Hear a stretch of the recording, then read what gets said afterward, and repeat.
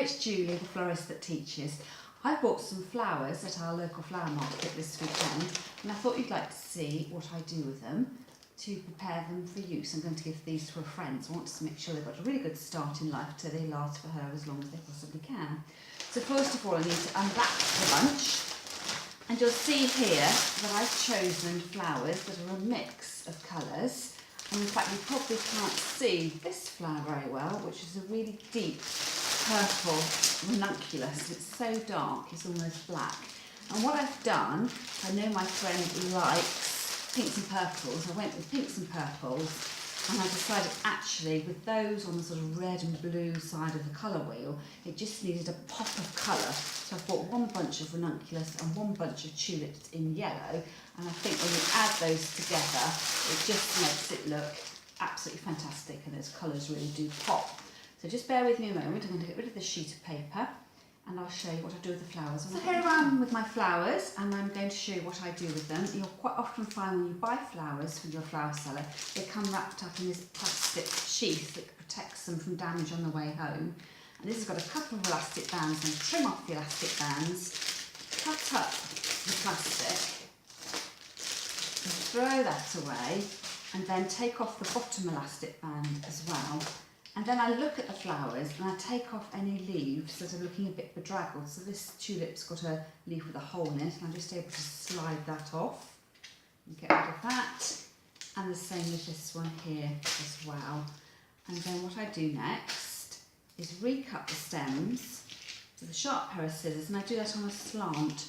So I cut at a diagonal angle so that when the flowers are in the vase, they're standing up on tiptoes, so I can go ahead and do that to each of the tulips and then stand them in a bucket of water. So what I do is I take off the straggly stems of the leaves and just clean up the edge of the stems, and then I recut the stems at an angle, so I don't cut straight across like that, because when you put your flowers in the bucket of water, they'll just stand flat on the base of the vase. So I cut them at an angle, a 45-degree angle, and that just means when they're in the flower vase, they're going to stand on tiptoes.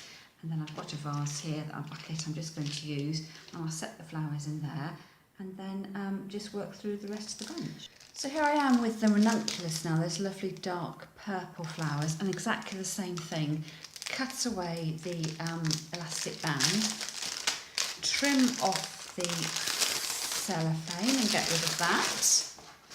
And then again there's an elastic band on the bottom of the bunch, and I clip that away. And here with the ranunculus there's slightly more leaves at the bottom, and I get rid of those because you don't want any greenery to lie below the waterline in the bucket or the vase that you happen to be arranging in. So I can just trim off all those little bits, and then stem by stem cut them off at that pointed angle like that. I shall show you one at a time. Time like that, and when you get faster you can cut through 3 or 4 at once and stand those in the bucket of flowers. So actually I've got here is a glass vase, but I think you'll agree they look pretty good sitting there just waiting to be arranged. So as you can see, my bucket of flowers is looking really quite lovely. I've got my last bunch of ranunculus here, and I can trim the stems there, take off the excess greenery that's going to lie in the water, and place those in the bucket, the vase, along with the rest of their neighbours. Looks like a pretty good arrangement on its own, but I haven't yet done what I'm going to do with them. I've discarded one of the flowers, a ranunculus, because the petals are starting to go off and it's just not going to survive, so that's going to go in the compost bin. And also I had a casualty. You always end up with one flower that head snaps off, so I can't use that for anything, and I'm just going to recut the stem and put it in a saucer of water and have it on my kitchen windowsill so I can enjoy it while I'm doing the washing up. So that's all from me, and I'll see you another time. Happy flowers.